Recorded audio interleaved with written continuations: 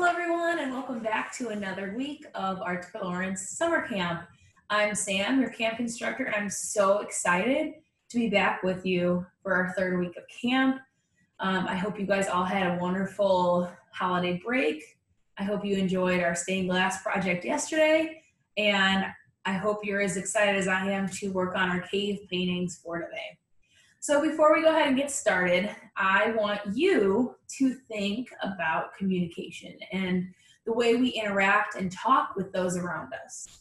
So what I want you to do, I'm going to go ahead and put a timer up for about 2 minutes, and I want you to think of all the things in one day that you write, or that your parent or guardian writes, or any kind of language communication that is used by your household. So I'll give you an example. My example would be a grocery list. So every day we add something to our grocery list because as the week goes on, we run out of different objects in the house. So that's one example, but I want you to think of all the different things that you and your family write. And you don't necessarily mean just like this, but again, that communication in one day.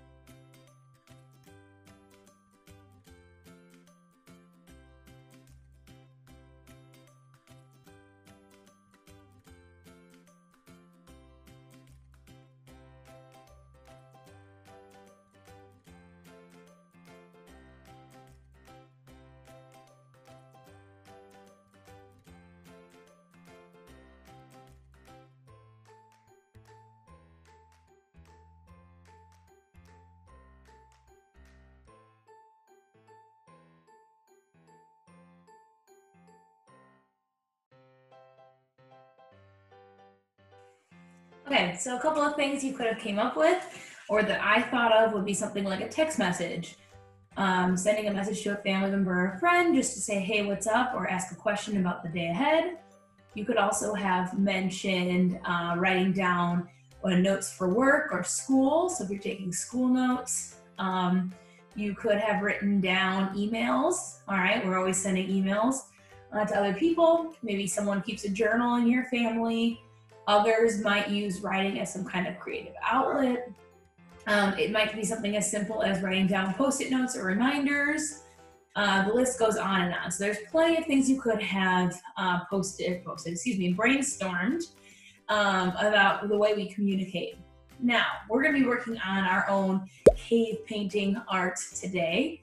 And something to keep in mind, that these cave paintings were actually used way back, way back, to take note of or acknowledge things that were happening to that person at the time. So something like a big hunt, right? If they killed an animal that was notable or that they wanted to take note of for future reference, that's what the cave paintings were used for, to tell stories, to take notes, to leave messages behind for others who might need to also understand the need for survival. So what we're going to be using today, and I'm going to show it throughout this video, but also at the end are going to be some actual like cave type symbols. So it's super important that we try to incorporate that in our work. But before we get to that, I'm going to share with what you need today. All right, so things you'll need today: oil pastels, pencil and eraser as always. You might not actually end up needing them. I'm going to try and freehand mine, but again, if you're a planner, it might be handy. Paintbrushes. I just brought one. Your watercolor paints, your water, and then one of your construction papers. I would recommend using something like a yellow or an orange to stick with our cave painting themes. Ultimately though, I would say pick brown because that's going to be closer resembling something like an inside of a cave. So again, we want to kind of keep our colors to be something along the theme. I'm going to go ahead and use my brown one, but you could use one of these as well. Okay, so the first thing you are going to do is you are going to take your paper, and I think that it's better to do this at the beginning because then you can see the canvas you have to work with. So you're just going to tear along the edges. Kind of give it that little rugged look. I'm not that great at this. So it's okay if it's not perfect because, again, we're talking about writing on a cave wall, which would be super cool and kind of creepy. All right. So there's mine. Again, yours is going to look kind of different. I pulled off quite a bit. You don't have to take off that much. But then you're going to go ahead and you're going to take your oil pastels. Again, if you are a planner and you want to use your pencil to sketch it out ahead of time, by all means, that's perfectly fine. Now, we want to make sure that we are sticking with certain colors that would, again, fit the theme of our cave painting. So that would include things like black, brown, orange, white, and yellow. You could probably push red, but actually red would be fine. But the other ones we want to leave in the baggie. So that would be like your pinks, your purples, and your blues. Since those are not colors that would probably have been used back in the day, since they needed to use things around them to create those colors. So they had very simple items, which would create things like this. Red could be something like a berry.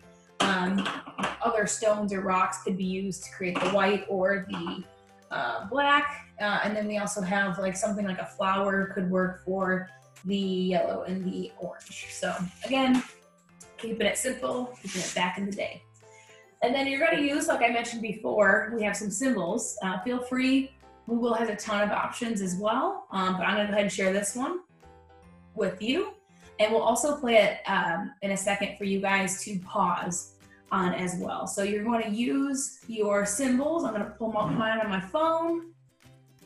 And we're going to use those symbols. And you're going to use that to decorate one side of your fake cave palette.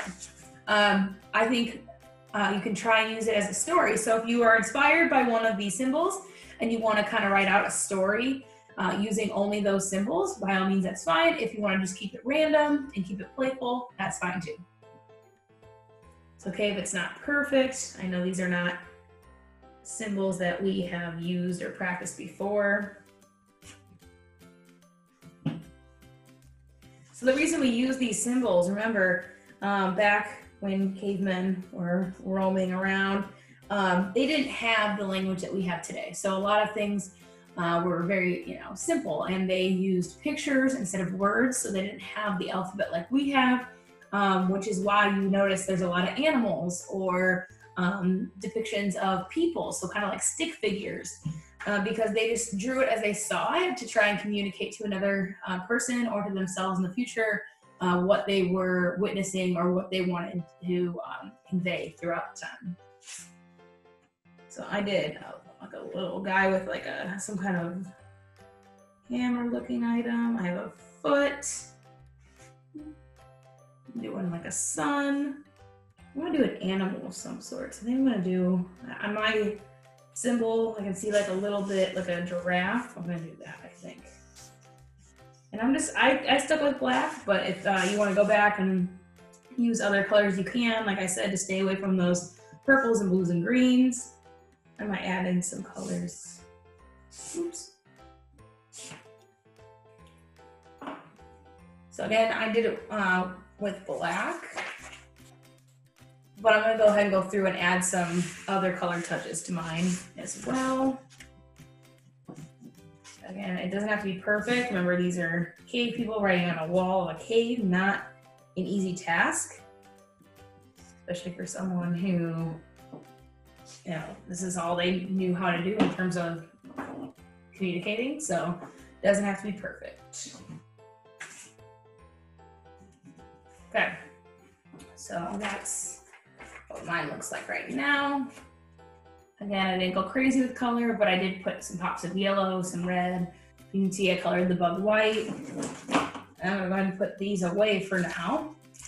Now, the next step and the final step is gonna be using our watercolors. The idea is that the watercolors, unlike when we used it for things like on our watercolor paper, is not going to stick to the parts that have your oil pastels. And that's going to give it the real natured look. So it's going to make it look, right now it looks like we're, you know, on construction paper, because we are, but this is what's actually going to give it that effect with the torn edges to look like something that you would find in a cave from long ago. So make sure your brush is nice and clean. Again, with the colors, we're sticking with the red, the orange, the yellow, and the black. We want to try and stay away from the green, purple, and blue. So, and the more water you use, the better this is going to turn out. And you're going to paint over, just at random, all the things that you drew on there. Again, that's not going to, the watercolors aren't going to stick to the oil pastels. So don't worry about that. You just go right over them. Just gonna cover, probably should use a bigger paintbrush, but you're just gonna kind of cover the whole thing. And I'm just picking colors at random for this part. So although I kind of gave a yellow touch to my sun symbol, I am using red over there. I think the red looks really cool around all the things. And again, I'm just doing a random strokes lines. So it's an interesting project because although there's a certain way to do it, it's still quite random, right? Unless you came up with your own story, which would be super cool, and I would love to hear those. Again, the colors are kind of at random. The tearing of the page is super random. And it's okay if you have spots that you didn't cover with the paint. Again, that's going to make it look more weathered, more realistic. Because we know that, caves aren't necessarily pretty. They're not, I shouldn't say pretty, they're not really clean. They're in nature. And so there's no one in there, wiping down surfaces. When there's water, the water sits there or it drips along a wall and causes some kind of erosion. Again, sticking with my yellow, my orange, my red, my black. And the black kind of has a really cool effect on the brown paper. Okay, a little bit more and then I'll be done. All right, so I'll go ahead and let mine dry and I'll show you guys the final picture. But until then, this is what I came up with. So I could have probably gone closer to the edges. Again, make sure you have your tablecloth down. But then once this dries, you'll be able to see the oil pastels pop through with your picture. But then those watercolors give that a real cave-like background. So pretty awesome. Probably one of my favorite projects we've done thus far, and I hope you enjoy it as well. So I can't wait to see your final product.